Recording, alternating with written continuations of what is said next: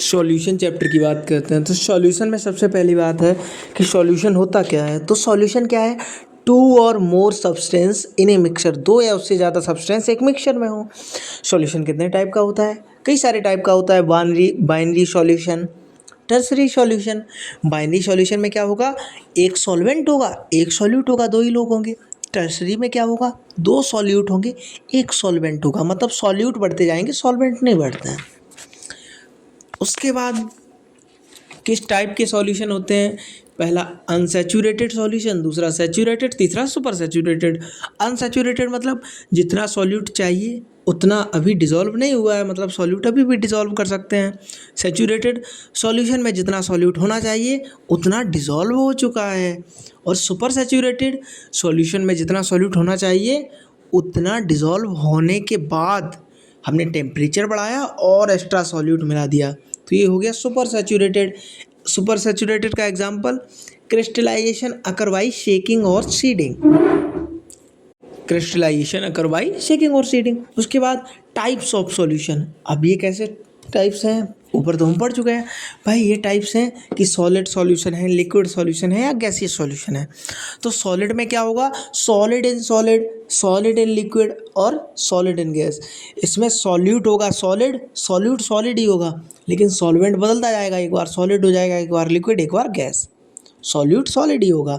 वैसे ही liquid solution में solute liquid ही होगा, लेकिन सॉल्वेंट बदलता जाएगा, एक बार लिक्विड, एक बार गैस, एक बार सॉलिड हो जाएगा। वैसे ही गैसियस सॉल्यूशन जो नीचे है इसमें भी सॉल्यूट गैस ही रहेगा, मगर सॉल्वेंट बदलते जाएंगे, एक बार गैस, एक बार लिक्विड, एक बार सॉलिड हो जाएगा।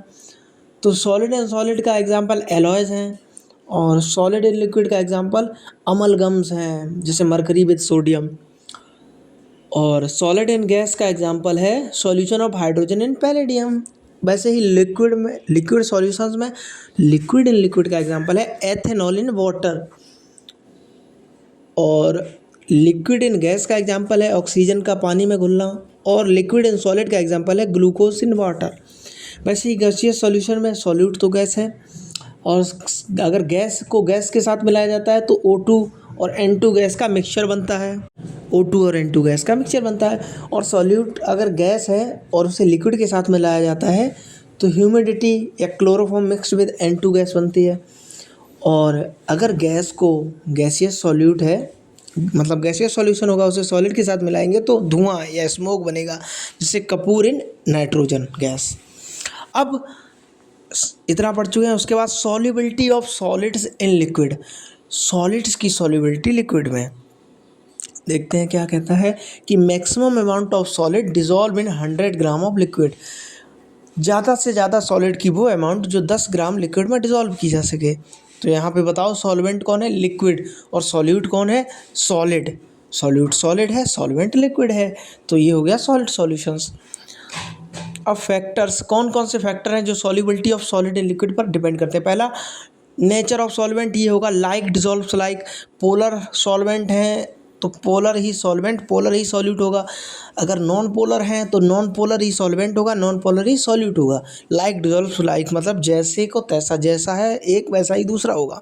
उसके बाद एक्सोथर्मिक और एंडोथर्मिक का प्रोसेस है।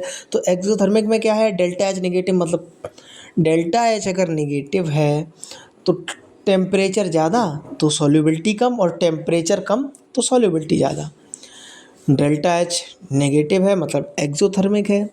यहाँ पर क्या होगा, टेम्परेचर ज़्यादा होगा तो सॉल्युबिलिटी कम होगी, प्रोडक्ट मिनिमम बनेगा। और अगर टेम्परेचर कम है तो सॉल्युबिलिटी ज़्यादा होगी और प्रोडक्ट मैक्सिमम बनेगा। यहाँ इन्वर्सली प्रोपोर्शनल है टेम्परेचर और सॉल्युबिलिटी एक दूसरे के। एंडोथर्मिक में आ जाओ, यहाँ डेल्टा एच पॉजिटिव होगा। तो यहाँ क्या होगा, अगर टेम्परेचर ज़्यादा तो सॉल्युबिलिटी ज़्यादा, क्योंकि डायरेक्टली प्रोपोर्शनल है, और प्रोडक्ट मैक्सिमम। और अगर टेम्परेचर कम तो सॉल्युबिलिटी कम, प्रोडक्ट मिनिमम। सीधी सी बात है, जहाँ पर सॉल्युबिलिटी ज़्यादा वहाँ प्रोडक्ट मैक्सिमम, जहाँ सॉल्युबिलिटी कम वहाँ प्रोडक्ट मिनिमम। एक्सोथर्मिक के एग्जाम्पल याद कर लो, Li2SO4 और Cl2SO4 का होल थ्राइस। ये दोनों एग्जाम्पल याद कर लिए।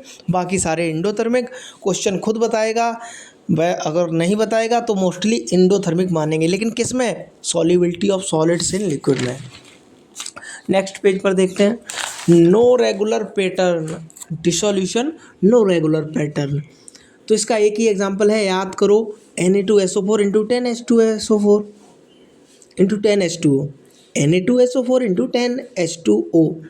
और इसका एक ग्राफ है, ग्राफ को देख लेंगे। उसके बाद याद करने वाली बात क्या है, सॉलिड लिक्विड के सॉल्यूशंस पर प्रेशर का कोई इफेक्ट नहीं होता है। सॉलिड लिक्विड के सॉल्यूशंस पर प्रेशर का कोई इफेक्ट नहीं होता है। अब अगले पेज में अगले पॉइंट को देखते हैं, solubility of gas in liquid, solubility of gas in liquid, solubility of gas in liquid. Gas का मैक्सिमम वॉल्यूम एसटीपी पर डिज़ोल्व हो जाए 1 ml लिक्विड में, गैस का वो मैक्सिमम वॉल्यूम जो एसटीपी पर डिज़ोल्व हो जाए 1 ml लिक्विड में। फैक्टर, तो सबसे पहला फैक्टर इसमें भी नेचर ऑफ गैस सॉल्वेंट आ जाएगा। तो इसमें है कि अगर गैस डिसोसिएट होगी सॉल्वेंट में तो सॉल्युबिलिटी हाई हो जाएगी। जिससे ये रिएक्शन है, इसमें गैस टूट रही है, मतलब डिसोसिएट हो रही है, मतलब सॉल्युबिलिटी ज़्यादा है, सॉल्युबिलिटी हाई है। उसके बाद गैस सॉलिड के सॉल्यूशन में डिसोल्यूशन जनरली या मोस्टली एक्सोथर्मिक होगा, और पूरे चैप्टर में यही पढ़ना है। तो यहाँ पर वहाँ पर मोस्टली इंडो था, यहाँ पर मोस्टली एक्सोथर्मिक होगा। एग्जाम्पल से याद है, बाकी क्वेश्चन खुद बोल देगा कि मैं एक्सो हूँ या इंडो। और एक्सोथर्मिक में हमने पीछे याद किया है कि टेम्परेचर सॉल्युबिलिटी इन्वर्सली प्रोपोर्शनल होता है, मतलब टेम्परेचर ज़्यादा तो सॉल्युबिलिटी कम। अब total sum of partial pressure of each gas is equal to total pressure है। ये डब्बे वाले पॉइंट को देखते हैं। इसका कहने का मतलब है कि अगर किसी भी डब्बे में 2 गैसेस बंद हैं तो उन दोनों गैसेस का अलग अलग प्रेशर ही टोटल प्रेशर के बराबर होगा। ए और बी गैसें बंद हैं तो partial pressure of A plus partial pressure of B is equal to total pressure. और पार्शियल प्रेशर कैसे निकालेंगे, पार्शियल प्रेशर निकालेंगे mole fraction into total pressure करके, mole fraction into total pressure करके। और आगे इसी से रॉल्ट्स लॉ भी कनेक्ट होगा। इतना पढ़ के यहाँ से निकल लेना है। इसी को Dalton's law of partial pressure बोलते हैं। उसके बाद हेनरीज लॉ क्या कहता है, हेनरीज लॉ कहता है गैस की सॉल्युबिलिटी लिक्विड में डायरेक्टली प्रोपोर्शनल होती है पार्शियल प्रेशर ऑफ गैस के। Solubility partial pressure of gas के डायरेक्टली प्रोपोर्शनल होती है। तो सबसे पहले हेनरीज कांस्टेंट देख लो, KH होता है जो नॉर्मल कांस्टेंट के 1/K के बराबर होता है। कहा ये नॉर्मल कांस्टेंट कैसे आएगा, मैंने कहा सॉल्युबिलिटी और प्रेशर एक दूसरे के डायरेक्टली प्रोपोर्शनल है, तो प्रोपोर्शनलिटी का साइन हटाओगे तो K आ जाएगा, तो KP बराबर S। तो यहाँ पर P बराबर क्या आ जाएगा, यहाँ पर P बराबर आ जाएगा KH इंटू S। क्यों, क्योंकि KP बराबर S है, लेकिन उधर ले जाओगे तो P बराबर हो जाएगा 1/K इंटू S। तो यहाँ पर हो जाएगा P बराबर KH इंटू S। अब S है सॉल्युबिलिटी, तो अगर सॉल्युबिलिटी मास में भी हो सकती है, मोलरिटी भी हो सकती है, मोल फ्रैक्शन भी हो सकता है, मोलरिटी भी हो सकती है। तो अगर मास में है तो P बराबर KH इंटू M, M मतलब मास। और अगर मोलरिटी में है तो P बराबर KH इंटू स्मॉल m। यहाँ पर क्या हो जाएगा, यहाँ पर M बराबर मोलरिटी रख देंगे। अगर मोल फ्रैक्शन में है तो P बराबर KH इंटू X। तो P तो हर जगह सेम रहेगा, बस सॉल्युबिलिटी बदलती जाएगी, जो भी वैल्यू हो सॉल्युबिलिटी की। उसके बाद KH टेम्परेचर के डायरेक्टली प्रोपोर्शनल है और KH सॉल्युबिलिटी ऑफ गैस के इनवर्सली प्रोपोर्शनल है। KH directly proportional to temperature और KH inversely proportional to solubility of gases. Henry's law की सारी चीज़ें याद कर ली हमने। अब limitations of Henry's law, limitations of Henry's law क्या कहती है, gas react with solvent, gas किसके साथ रिएक्ट करेगी, सॉल्वेंट के साथ रिएक्ट करेगी, तब हेनरीज लॉ लगा सकते हो। Pressure is too high, pressure बहुत हाई होना चाहिए। Temperature is too low, temperature बहुत कम होना चाहिए। लिमिटेशन क्या कहते हैं, गैस रिएक्ट विद सॉल्वेंट, जब सॉल्वेंट के साथ गैस रिएक्ट कर रही हो तब लगाओ हेनरीज लॉ। प्रेशर बहुत ज़्यादा हो तब लगाओ हेनरीज लॉ, टेम्परेचर बहुत कम हो तब लगाओ हेनरीज लॉ। और अप्लाई व्हेन गैस डिसोसिएट और एसोसिएट इन सॉल्वेंट, इसे तब अप्लाई करो जब गैस डिसोसिएट और एसोसिएट हो रही हो सॉल्वेंट के अंदर। बात ख़त्म। अब 2-3 एप्लीकेशन है इसके, क्या, इन डीप सी डाइविंग। तो भैया जब आप समुद्र में गहरे तल पे जाते हो तो आप अपने साथ एक सिलेंडर लेके जाते हो। सिलेंडर लेके जाते हो तो उस सिलेंडर में कौन सी गैस होती है? O2N2 helium. O2 क्यों हो सकती है? क्योंकि वो बॉडी को चाहिए। N2 क्या है? वो ज़रूरी होती है लेकिन वो ब्लड में घुल के पेन करती है। उस पेन को कम करने के लिए हीलियम डालते हैं। हीलियम पेन कैसे कम करती है? हीलियम का प्रेशर कम होता है इसीलिए सॉल्युबिलिटी को भी कम करती है, और जब गैस कम घुलेगी, धीरे धीरे घुलेगी तो पेन होगा कम। उसके बाद हाई एल्टीट्यूड पे ऊंचाई पर जाओगे, O2 कम होगी, एटमॉस्फेरिक प्रेशर कम होगा, पार्शियल प्रेशर ऑफ O2 कम होगा, इसलिए बिना O2 सिलेंडर के हो जाएगा एनोक्सिया। बिना O2 सिलेंडर के जाओगे तो एनोक्सिया हो जाएगा। एनोक्सिया क्या होती है? एनोक्सिया एक तरीके की आपको बीमारी होती है, सांस लेने में दिक्कत होगी। उसके बाद वेपर प्रेशर्स, हेनरीज लॉ खत्म कर लिया। अब वेपर प्रेशर की बात करते हैं। तो वेपर प्रेशर क्या कहता है? इक्विलिब्रियम पर भाप द्वारा लिक्विड की सरफेस पर लगने वाला प्रेशर। इक्विलिब्रियम है तब भाप जो लिक्विड की सरफेस पर प्रेशर लगा रही है उसे ही वेपर प्रेशर कहते हैं। तो सबसे पहली बात, वोलाटाइल लिक्विड में कैसे लगता है? वोलाटाइल लिक्विड होते क्या हैं ये जान लो पहले। जिनकी भाप बनती है वो वोलाटाइल होते हैं, जैसे पेट्रोल, डीजल, केरोसिन, पानी, इन सब की भाप बना सकते हो उबाल के ना। और केरोसिन, डीजल, पेट्रोल तो ऐसे ही भाप में उड़ जाते हैं अगर खुला छोड़ दिया जाए। Factors affecting of paper pressure, ऐसे फैक्टर्स जो पेपर प्रेशर को अफेक्ट करते हैं। पहला टेम्परेचर, टेम्परेचर ज़्यादा तो वेपर प्रेशर ज़्यादा, टेम्परेचर कम तो वेपर प्रेशर कम, टेम्परेचर ज़्यादा तो वेपर प्रेशर कम, या अगर टेम्परेचर कम तो वेपर प्रेशर कम। क्यों? क्योंकि डायरेक्टली प्रोपोर्शनल है एक दूसरे के। उसके बाद अगर आप एक इक्वेशन देखें कि P बराबर KE की power minus delta H upon RT, तो ये अगर इसकी लॉग वैल्यू लोगे तो लॉग P बराबर हो जाएगा log K minus delta H upon 2.303 RT। कुछ नहीं, इसके दो ग्राफ्स हैं, ग्राफ्स देख लेने हैं। ग्राफ्स के बाद आगे बढ़ते हैं। अगला फैक्टर क्या है?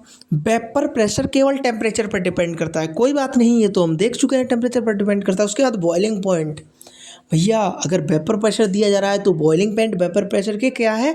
इन्वर्सली प्रोपोर्शनल है। देख लो इन्वर्सली, क्योंकि अगर बॉइलिंग पॉइंट ज़्यादा तो वेपर प्रेशर कम, और बॉइलिंग पॉइंट कम तो वेपर प्रेशर ज़्यादा। ठीक है। इंटरमोलिकुलर फोर्सेस या IMF, ये भी वेपर प्रेशर के इन्वर्सली प्रोपोर्शनल है, और इसमें सबसे ज़्यादा किसका होगा? वेपर प्रेशर सबसे ज़्यादा होगा हाइड्रोकार्बन का, उसके बाद एल्डिहाइड, उसके बाद कीटोन, और सबसे कम वेपर प्रेशर किसका होगा? हनी का, शहद का। और सबसे ज़्यादा IMF या इंटरमोलिकुलर फोर्स किसका होगा? हनी का, क्योंकि ये ऑर्डर तो वेपर प्रेशर का है ना। नेक्स्ट पेज पे आकर देखते हैं हम। इस पेज पे क्या है? Vapour pressure for non volatile solute. अभी हम वोलाटाइल के लिए पढ़ चुके थे, वोलाटाइल लिक्विड के लिए, अब नॉन वोलाटाइल। तो भैया नॉन वोलाटाइल होते कौन हैं? जिनकी भाप नहीं बनती है, जैसे ग्लूकोज, यूरिया, फ्रक्टोज, सुक्रोज, इन सब की भाप नहीं बनती है।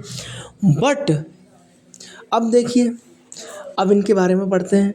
NVS ज़्यादा सरफेस ऑक्यूपाई करते हैं, नॉन वोलेटाइल सॉल्यूट ज़्यादा सरफेस ऑक्यूपाई करते हैं, क्योंकि ये अपने आप को फिट नहीं कर सकते हैं, इनका जितना साइज है उतना रहेगा, इसीलिए इनका वेपर प्रेशर कम होता है। ठीक है भैया, लेकिन वेपर प्रेशर सरफेस एरिया पर डिपेंड नहीं करता है, तो कहाँ क्यों कम होता है? क्योंकि rate of evaporation surface area के डायरेक्टली प्रोपोर्शनल होगा, और रेट ऑफ एवेपोरेशन ज़्यादा तो वेपर प्रेशर कम। और उसके बाद वेपर प्रेशर ओनली टेम्परेचर पर डिपेंड करता है, टेम्परेचर ज़्यादा तो वेपर प्रेशर ज़्यादा। ठीक है, ये बात तो हम पीछे भी पढ़ चुके हैं। इफ़ नॉन वोलाटाइल सॉल्यूट, अब देखिए, अगर आपने नॉन वोलाटाइल सॉल्यूट मिला दिया, वोलाटाइल सॉल्वेंट मिला दिया, तो सॉल्वेंट का वेपर प्रेशर डिक्रीज होगा। क्यों? मैंने कहा सॉल्वेंट का वेपर प्रेशर डिक्रीज होगा, मतलब वोलाटाइल का डिक्रीज होगा, नॉन वोलाटाइल का डिक्रीज नहीं होगा वेपर प्रेशर। उसके बाद राउल्ट्स लॉ में आ जाते हैं। राउल्ट्स लॉ क्या कहता है? राउल्ट्स लॉ भी इसी से रिलेटेड है। राउल्ट्स लॉ कहता है कि vapour pressure of any component in solution में किसी एक कंपोनेंट का वेपर प्रेशर क्या होता है? इक्वल टू प्रोडक्ट ऑफ, गुणा that component in pure form, उस कंपोनेंट के प्योर फॉर्म वाले वेपर प्रेशर का, और इट्स मोल फ्रैक्शन, और उसके मोल फ्रैक्शन का। प्योर मतलब शुद्ध हवा में, तो हवा का प्रेशर P0 होता है, तो PS तो यहाँ भी PA partial pressure of plus partial pressure of B के हो जाएगा बराबर, partial pressure of A plus partial pressure of B is equal to P solution या P टोटल। यहाँ पर पी ए पी बी कैसे निकालें, तो भैया मैंने डाल्टन्स लॉ में पीछे ही कहा था कि यहाँ भी वही सब लगेगा क्या, बस यहाँ पर पी टोटल की जगह आ जाएगा P not A into X A, और पी बी की जगह P not B into X B. और ये P not A P not B क्या है, जो सॉल्यूट या सॉल्वेंट है उसी के हवा का प्रेशर पी नॉट होता है ना, पीछे पढ़ चुके हैं, इंटू उसके मोल फ्रैक्शन, बस। उसके बाद राउट्स लॉ वोलाटाइल में कैसे काम करता है और नॉन वोलाटाइल में कैसे काम करता है, इसको देखते हैं। तो वोलाटाइल में क्या होगा, सॉल्वेंट अगर वोलाटाइल है तो सॉल्वेंट का पी नॉट जीरो नहीं होगा, तो पी ए बराबर हो जाएगा P not A into X A. लेकिन सॉल्यूट अगर वोलाटाइल है तो सॉल्यूट का भी प्रेशर या हवा का प्रेशर जीरो नहीं होगा, और यहाँ भी पी वी हो जाएगा, पी वी बराबर हो जाएगा P not B into X B. तो यहाँ पर पी एस बराबर हो जाएगा P A plus P B, ठीक है। लेकिन अगर नॉन वोलाटाइल सॉल्यूट की तरफ देखें जाए तो नॉन वोलाटाइल में वोलाटाइल है ना, तो इसका वेपर प्रेशर जीरो नहीं होगा, इसका सॉल्वेंट है ना, क्योंकि वोलाटाइल है तो वोलाटाइल का वेपर प्रेशर जीरो नहीं होगा। तो यहाँ पर पी ए बराबर हो जाएगा P not A into X A, ठीक है। नॉन वोलाटाइल सॉल्यूट, भैया नॉन वोलाटाइल का पी नॉट वैल्यू जीरो होती है, तो यहाँ पर पी बी बराबर जीरो आ जाएगा। इसीलिए यहाँ सॉल्यूशन केवल सॉल्वेंट पर डिपेंड करेगा, सॉल्वेंट पर। देखो पी एस बराबर पी ए, क्योंकि पी बी तो जीरो हो गया। अब ग्राफ्स, तो यहाँ पर ग्राफ्स में भी वोलाटाइल में सॉल्वेंट और सॉल्यूट दोनों का बनाओगे, लेकिन नॉन वोलाटाइल में केवल सॉल्वेंट का, क्योंकि सॉल्यूट तो जीरो ही हो गया, बात खत्म। नीचे मैंने लिख भी दिया है कि नॉन वोलाटाइल सॉल्यूट होने पर total pressure of solution solvent पर डिपेंड करता है, मतलब वोलाटाइल पर डिपेंड करता है, और नॉन वोलाटाइल सॉल्यूट की हवा का प्रेशर जीरो होता है नॉन वोलाटाइल सॉल्यूट के, ठीक है। दोनों चीज़ें याद हो गई। अब सॉल्यूशन आइडियल और नॉन आइडियल को पढ़ते हैं कि आइडियल सॉल्यूशन क्या है, नॉन आइडियल सॉल्यूशन क्या है।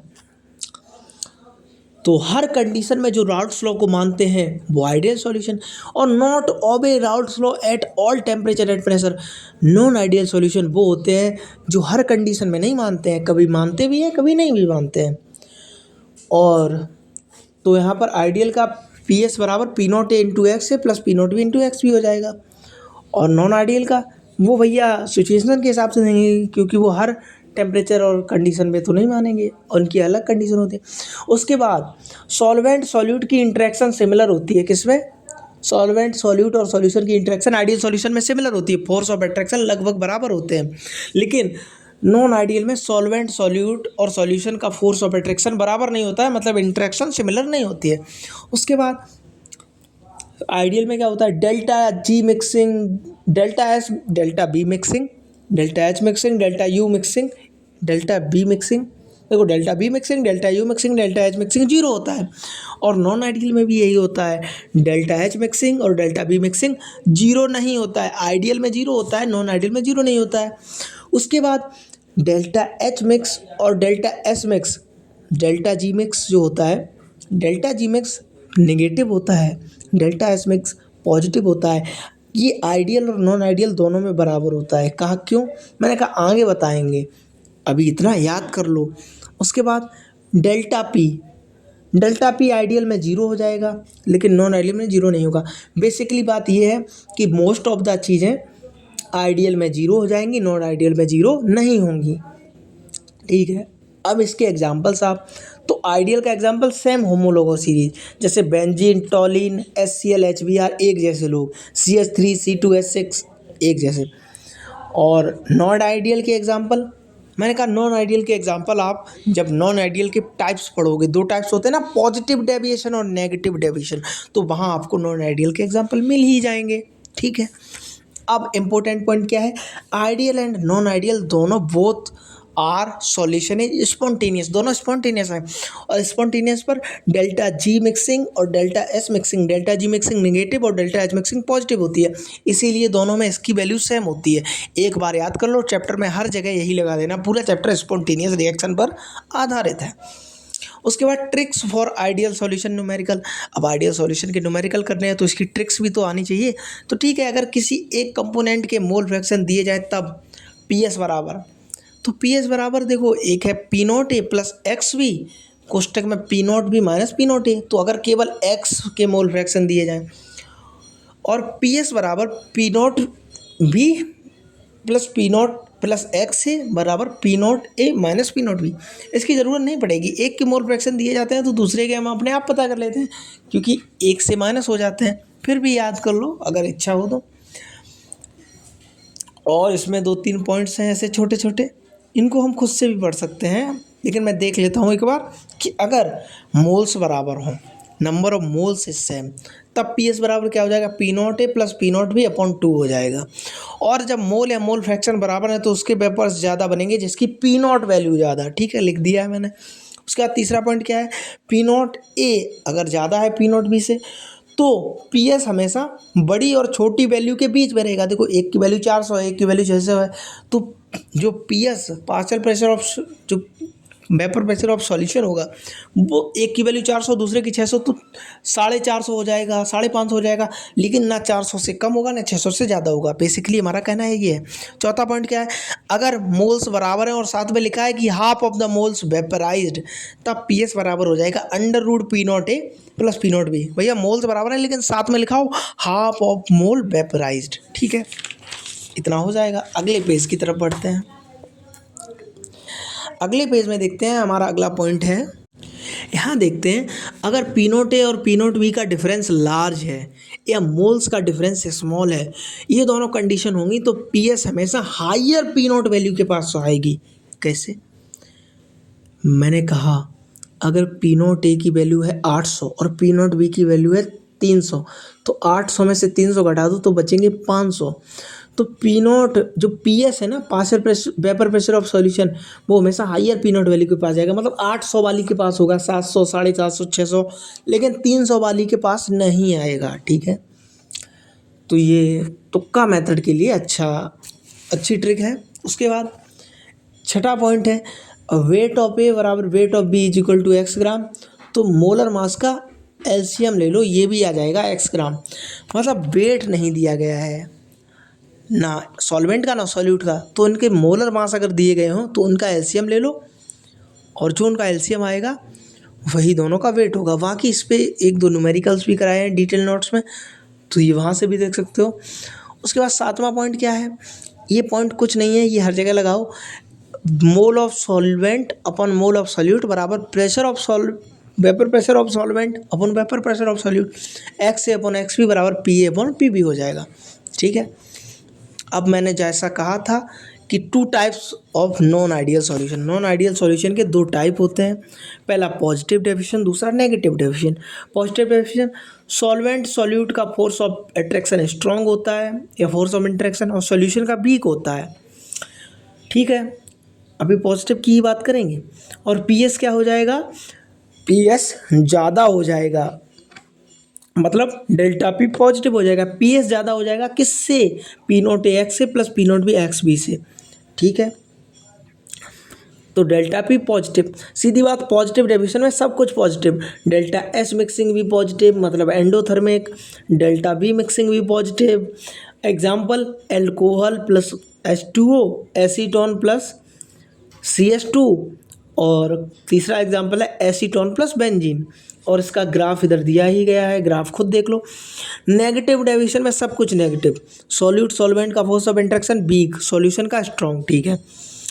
यहाँ पर देखो डेल्टा पी भी नेगेटिव, क्योंकि यहाँ पर पी एस कम है पी नॉट ए एक्स से plus P not B X B से, ठीक है। यहाँ डेल्टा एस भी नेगेटिव, डेल्टा एच भी नेगेटिव, मतलब एक्सोथर्मिक, डेल्टा बी भी नेगेटिव, और इसके example acid base, acid plus base, और उसके बाद acid plus pyridine, acid plus pyridine, CH3COOH plus pyridine. उसके बाद तीसरा एग्जांपल है CH3COH प्लस एनिलीन, और एक फेमस एग्जांपल है एसीटोन प्लस क्लोरोफॉर्म, इसका भी ग्राफ है। और जब ये पॉजिटिव है तो पॉजिटिव वाले का ग्राफ देखो, पॉजिटिव इंसान ऊपर रहेगा तो पॉजिटिव वाले का ग्राफ देखो चारों तरफ ऊपर जा रहा है, लेकिन नेगेटिव इंसान गड्ढे में चला जाएगा तो देखो नेगेटिव के ग्राफ गड्ढे जैसे लग रहा है, छोटे छोटे से गड्ढे में जा रहा है, गड्ढा हो रहा है इसमें, ये उभरा हुआ है वो दबा हुआ है, ठीक है। ये खुद से याद कर लेंगे। अब अगले टॉपिक पर बढ़ते हैं जो है एजियोट्रॉप्स। एजियोट्रॉप्स कुछ नहीं है, मतलब 2 अलग अलग बॉइलिंग पॉइंट वाले कंपोनेंट को मिलाया हमने, 2 अलग अलग बॉइलिंग पॉइंट वाले कंपोनेंट को मिलाया और उनके मिक्सचर का बॉइलिंग पॉइंट सेम हो जाएगा। क्यों? पहले दोनों का अलग अलग बॉइलिंग पॉइंट था, लेकिन उनकी मिक्सचर का सेम हो जाएगा। मिलाने के बाद कुछ भी कर लो, एजियोट्रॉप्स अलग नहीं होंगे। हाँ, मिल गए एक बार तो एजियोट्रॉप्स रहेंगे। और बनते कैसे हैं, एक का बॉइलिंग पॉइंट कम, दूसरे का ज़्यादा, दोनों को मिला लिया, दोनों कंपोनेंट को, और मिलाने के बाद उन्हें इक्विलिब्रियम पे करके उनका बॉइलिंग पॉइंट सेम कर लिया। अब जो वो मिक्सर है, जो मिक्सर वाला सॉल्यूशन है, वही उसी का नाम एजियोट्रॉप्स है। Doubt clear. उसके बाद ratio of azeotropes in liquid phase is equal to ratio in vapour phase. Azeotropes का लिक्विड फेज में रेशियो और वेपर फेज में रेशियो बराबर होता है, ठीक है। एजियोट्रॉप्स का बॉइलिंग पॉइंट कांस्टेंट होता है, सही बात है, बॉइलिंग पॉइंट कांस्टेंट हो जाएगा, तभी तो उन्हें अलग नहीं कर पाओगे। उसमें जो मिल गया है वो एक बार मिल गया है, ठीक है। मिनिमम बॉइलिंग एजियोट्रॉप्स, यहाँ दोनों अलग अलग कंपोनेंट का बॉइलिंग पॉइंट ज़्यादा था, और जब एजियोट्रॉप्स बना तो उसका बॉइलिंग पॉइंट क्या हुआ, जो मिक्सचर बना उसका बॉइलिंग पॉइंट कम हो गया। तो मिनिमम मतलब जो मिक्सचर बना है उसका ज़्यादा होना चाहिए, उसका कम है तो वही मिनिमम बॉइलिंग है, क्योंकि मिनिमम है उसका, वो तो अलग अलग कंपोनेंट का कितना भी ज़्यादा उससे मतलब थोड़ी ना है, ठीक है। तो यहाँ पर लिखा भी है कि boiling point of independent component, जब वो अलग थे तब उनका बॉइलिंग पॉइंट ज़्यादा था, मिलने के बाद जो उनका मिक्सर बना है, एजियोट्रॉप बना है, उसका बॉइलिंग पॉइंट कम है। और इसके एग्जांपल, मिनिमम बॉइलिंग के एग्जांपल है सारे पॉजिटिव डेविएशन वाले एग्जांपल, ग्राफ इसका खुद देख लेंगे।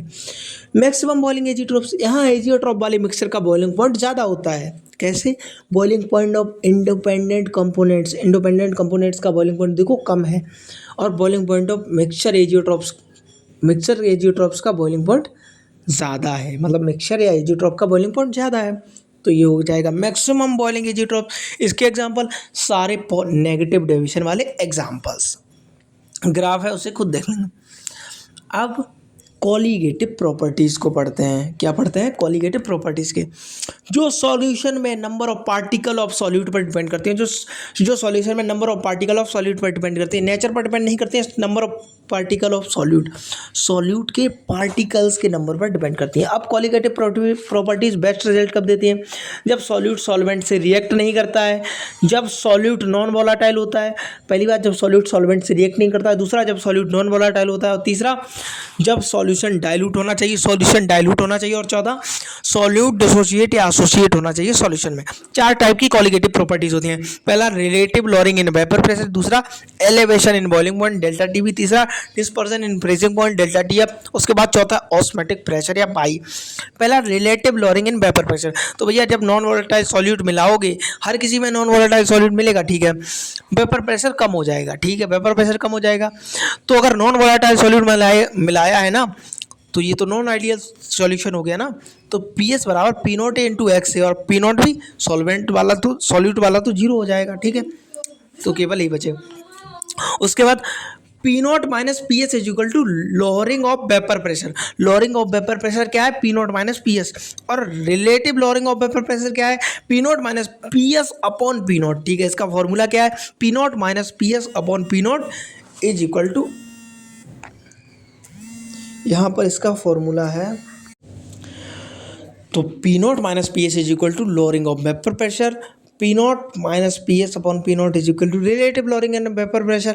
और उसके बाद फॉर्मूला क्या है, P not minus P S upon P not is equal to X B moles of solute, mole fraction of solute is equal to N B upon N A plus N B. वही mole fraction का formula खोल दिया है। उसके बाद अगर solution dilute है या 5% से अधिक सॉल्यूट मौजूद है, सॉल्यूट 5% से अधिक है, या सॉल्यूशन डाइल्यूट है, या एन ए बहुत ज़्यादा है, एन बी बहुत कम है, तो P not minus P S बराबर हो जाएगा N A B upon N A, N B upon N A हो जाएगा। तो बराबर हो जाएगा M into M A upon 1000। तो यहाँ पर m क्या है, मोललिटी है, m इस पर है मोललिटी, और ma क्या है, मोलर मास ऑफ सॉल्वेंट। ये याद रखना, अब आगे जहाँ भी m आएगा वो मोललिटी होगी, और ma क्या हो जाएगा, molar mass of solvent. Relative lowering in vapour pressure कम खत्म। अब एलिवेशन इन बॉइलिंग पॉइंट देखते हैं। अगर नॉन वोलेटाइल सॉल्यूट मिलाओगे तो वेपर प्रेशर कम हो जाएगा और बॉइलिंग पॉइंट बढ़ जाएगा, या एलिवेशन इन बॉइलिंग पॉइंट वही बढ़ जाएगा। डेल्टा टी भी बराबर हो जाएगा T S minus T not. T S क्या है, boiling point of solution, T not क्या है, बॉइलिंग पॉइंट ऑफ सॉल्वेंट, ठीक है। और डेल्टा टी भी क्या है, एलिवेशन इन बॉइलिंग पॉइंट, दोनों की वैल्यू दी होगी, एलिवेशन इन बॉइलिंग पॉइंट निकाल लो। दूसरा फॉर्मूला इसका है डेल्टा टीवी बराबर के बी एम। के बी क्या है? एब्लोस्कोपिक कांस्टेंट, और एम क्या है? मोलैलिटी। और के बी डिपेंड किस पे करता है? सॉल्वेंट पर डिपेंड करता है साहब। किस पे डिपेंड करता है? सॉल्वेंट पर डिपेंड करता है, ठीक है। और के बी का एक फॉर्मूला है, के बी बराबर R T not square into M A क्या है? Molar mass of solvent, upon 1000 into delta H vaporization बराबर R T not square upon 1000 into L vaporization, ठीक है। के बी का फॉर्मूला भी याद कर लिया। अब अगली प्रॉपर्टी आती है depression in freezing point delta T F. Add non volatile solute. Non volatile solute को ऐड करो, वेपर प्रेशर कम हो जाएगा, फ्रीजिंग पॉइंट ज़्यादा हो जाएगा। यहाँ पर भी डेल्टा टी एफ बराबर T not minus T S. T S क्या है? बॉइलिंग पॉइंट ऑफ सॉल्यूशन, और टी नॉट क्या है? Boiling point of boiling point of solvent, ठीक है। डेल्टा टी बराबर हो जाएगा के एफ इंटू एम। के एफ क्या है? क्रायोस्कोपिक कांस्टेंट है, मोलर डिस्पर्सन कांस्टेंट भी बोलते हैं, ये भी सॉल्वेंट पर डिपेंड करता है। और एम क्या है? एम भैया यहाँ भी मोलैलिटी है, एम जहाँ भी आएगा मोलैलिटी। और के एफ बराबर R T not square upon 1000 into L fusion, ठीक है। एक बात और यहाँ पर याद रखने वाली है कि टी नॉट अगर ज़्यादा, मतलब सॉल्वेंट का फ्रीजिंग पॉइंट ज़्यादा, तो टी एस कम, सॉल्यूशन का फ्रीजिंग पॉइंट कम, ठीक है। अब जो एच वेपराइजेशन पीछे पड़ा, यहाँ पर एल फ्यूजन पड़ा था आपने, इसको निकालने का क्या तरीका है? इनका संबंध क्या है? तो इनका संबंध है एच डेल्टा एच वेपराइजेशन या डेल्टा एच फ्यूजन बराबर डेल्टा एल वेपराइजेशन या delta L fusion. Delta H vaporisation या delta L F fusion, delta H vaporisation या डेल्टा एच फ्यूजन बराबर डेल्टा एच फ्यूजन बराबर डेल्टा, देखो डेल्टा एच वेपराइजेशन या fusion बराबर डेल्टा एल वेपराइजेशन या fusion into M A. M A क्या है? मोलर मास ऑफ सॉल्वेंट है। डेल्टा एच वेपराइजेशन या फ्यूजन बराबर एल वेपराइजेशन या fusion into M A. M A क्या है? मोलर मास ऑफ सॉल्वेंट है, ठीक है। Application of delta T F, तो पहला तो है सॉल्ट बनता है इसका NaCl प्लस CaCl2 जोड़ करके, जो बर्फ़ को क्लियर करता है, रोड्स पे जो जम जाती है स्नो, विदेशों में जमती है, अपने यहाँ तो जमती नहीं। उसके बाद एथिलीन ग्लाइकोल कार के रेडिएटर में डालते हैं, जिससे उसका फ्रीजिंग पॉइंट वाटर का कम हो और कार स्टार्ट हो जाए। सर्दियों में ऐसा हो जाता है ना, इसलिए। उसके बाद सॉल्ट स्प्रिंकल्ड ऑन आइस, बर्फ़ में आइसक्रीम की ट्रॉलीज़ को दबा के रखते हैं, उस पर सॉल्ट लगाते हैं साइड्स में, देखा होगा, इसलिए आइसक्रीम खट्टी खट्टी लगती है। क्यों? ताकि आइसक्रीम जल्दी मेल्ट ना हो, इसलिए लगाते हैं। उसके बाद एक लास्ट पॉइंट है कि कपूर को यूज़ किया जाता है मॉलिक्यूलर मास के डिटर्मिनेशन में। क्यों? क्योंकि इसका KF वैल्यू बहुत ज़्यादा होती है, ठीक है। चौथी प्रॉपर्टी है ऑस्मोटिक प्रेशर। उसके लिए सबसे पहले ऑस्मोसिस पढ़ते हैं। ऑस्मोसिस कहती है net movement of particles from low concentration to high concentration, मतलब सॉल्वेंट को पतले से गाढ़ा करना, बात खत्म। Types of osmosis, endo osmosis, particle move from outside to inside, बाहर से अंदर, इसका मतलब स्वेल कर जाएंगे इंडो में। एक्सो में particle move from inside to outside, अंदर से बाहर, तो यहाँ पर पार्टिकल एक्सो में क्या कर जाएंगे? श्रिंक कर जाएंगे। इंडो के एग्जांपल वेजिटेबल्स और एडेमा मतलब सूजन, सूजन मतलब स्वेल, तो ये तो होगा ही, सूजन हो जाएगी तो यूज़ करते हैं हॉट वाटर के करारे करते हैं ताकि सूजन कम हो जाए। उसका एक्सो ऑस्मोसिस क्या है? अंदर से बाहर, मतलब श्रिंक करेंगे। इसके एक्सो के एग्जांपल है pickles, packaged food, packaged fruit, ठीक है। अब ऑस्मोसिस हो रही है, चीज़ें अंदर आ रही हैं, बाहर जा रही हैं, तो कोई एक परत भी तो होगी, तो सेमी परमेबल मेम्ब्रेन है, जिससे चीज़ें आ भी सकती हैं, जा भी सकती हैं, क्योंकि उसमें छोटे छोटे छेद होंगे, तो कुछ माल इधर रहेगा, कुछ उधर जाएगा। तो नेचुरल सेमी परमेबल मेम्ब्रेन होती है गोट ब्लैडर या pig bladder. Artificial semi permeable membrane का बेस्ट एग्जाम्पल है कॉपर फेरोसाइनाइड, कॉपर फेरोसाइनाइड, ठीक है। अब ऑस्मोटिक प्रेशर पर, जो हमारा मेन टॉपिक है, उस पर आ गए। तो कम से कम वो प्रेशर लगाओ जिसमें net movement of solvent particle zero हो जाए, मतलब यहाँ पर net movement of solvent particles आपको जीरो करनी है, इतना कम प्रेशर लगाना है, ठीक है। पाई बराबर CRT, इसका एग्जाम फॉर्मूला है। C बराबर कंसंट्रेशन ऑफ सॉल्यूशन, R आपको पता ही होता है, और टी बराबर temperature. Osmotic pressure in term of hydrostatic pressure, hydrostatic pressure के टर्म्स में ऑस्मोटिक प्रेशर को कैसे लिखेंगे, पाई बराबर रो जी एच, एच रो जी।